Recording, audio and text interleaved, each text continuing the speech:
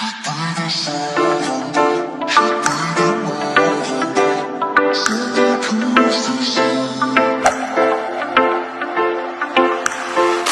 қосу оңай, қоштасу қалай оңай ма?